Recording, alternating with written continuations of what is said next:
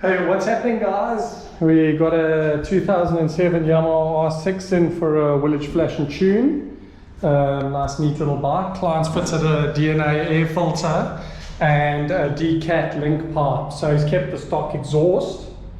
You can see that's the OEM exhaust, but he has fitted a decat pipe.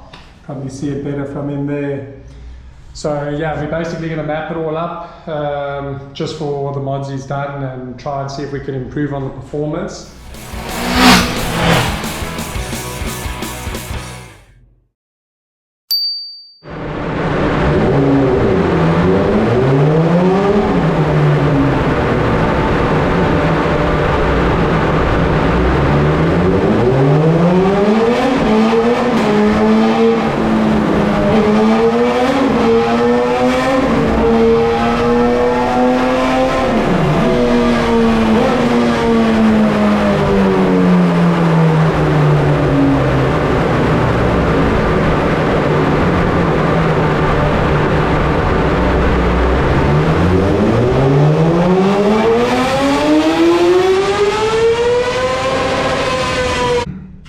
Okay, so we're done with our pre-run on the R6. This is what our curve looks like.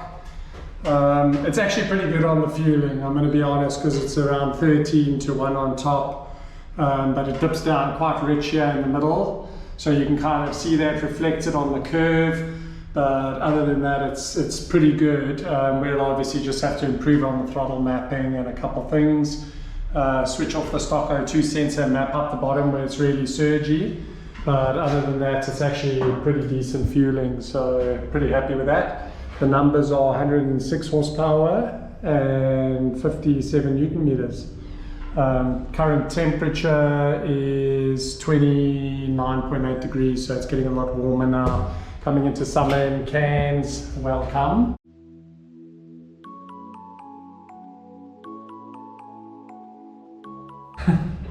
Anyway, we get ready to fry, eh? Enjoy the rest of the video. We'll just get everything flashed in and show you what we're doing.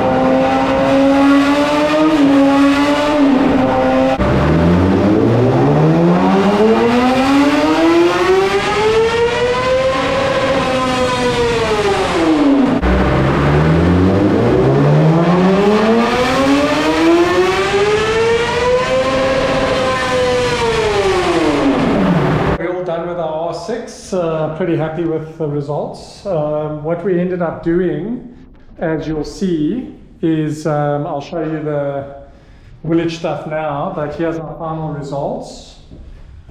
Let me just get up here. So as you can see, we've gained torque the whole way up the rev range. We've gained power from about, say, just after 5,000. Well, we've gained the whole way, but I mean, mainly we've gained from 5,000 up. You can see our air-fuel ratio is nice and clean and straight. Final numbers, it came in at 106.5, it's 111.2, and the torque has gone from 56 up to 59 Newton meters. Obviously it's getting pretty hot here. But yeah, basically what I ended up doing was I decided to 1-to-1 the electronic throttle valve, which means that we basically take whatever the throttle position is and we match it to the electronic throttle plates. So that's what I decided to do on this one, and I made it nice and perky and livened it up. And that's obviously where we managed to gain that, because the throttle plates are opening, you know, 1-to-1 with the throttle position, then it's allowing more air in. We filled that up, pumped up the ignition timing to compensate for that amount of air coming into the motor, and yeah, that pretty much got us where we wanted to be. So yeah, the bike runs nice and hard. I'm pretty happy with it. We just got a road test and then it's all back to the client, and then we'll see what he says. Okay, so just to show you what I meant, you can see it's 100% the whole way down. This is 1-to-1ing the throttle plate. So you can see where it says 7% on throttle position, we've now made it 7%. So it basically works like a non-fly-by-wire bike. It just makes it more controllable and easier to map. So that's what we've done. If we look at our 3D version of this graph, we just flip that. You'll see basically that it just makes it like, you know, like a progressive straight platform, so that at 100% we're getting 100%, at 50% we're getting 50%. So it just makes it easier to tune that way. And then yeah, obviously we've done that for all the gears, so you can see there's various gears there. Let's just close this. We opted not to raise the rev limiter because, as you can see, the rev limiter is 16,000 on this bike, so you don't want to be bouncing valves and damaging things, right? So we left that stock. Let's just take a look at our advanced settings. We've disabled the O2 sensor, the exhaust valve, the fuel cut. That's when you shut the throttle, shuts the injectors off and it pops and crackles and carries on. So we disable that. The pair valve's disabled. We've removed the limit on the ETV, that's electronic throttle valve, so that we can actually you know, get in there and change those. We've also dropped our fan temperature down 5 degrees. And then obviously our ignition timing, we have altered all that. So if we look at our ignition timing, it was very rigid before.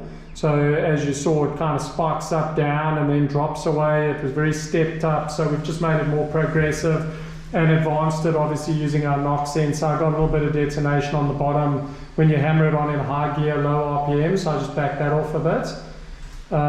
Let's take a look what else we got. Our fueling maps. So this is your intake pressure mapping. You can see we've mapped all this area, and TPS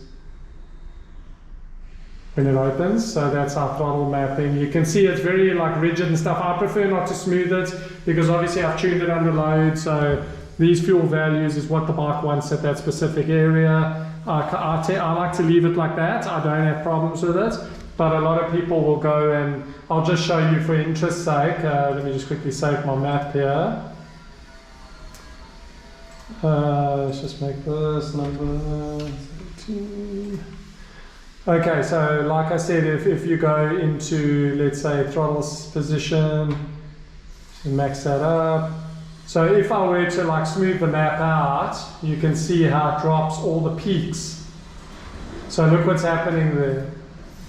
You see a lot of people will do this, and this is a mistake, because what it's doing is, you see how it's dropped out those peaks, it's leaning the fuel mixture out. So by doing that, the smoothing is already in our tune. So as we can see here, if we go into auto tune, we go to settings, we already have smoothing in there. See, pre-smoothing. So we've got it on 9, so it already smooths the map, but it obviously looks rigid because that is the fuel it wants. So a lot of people go change that. That's not the way to do it. I've seen like a lot of people go tune a bike and then they smooth it afterwards. What's the point of tuning it, you know?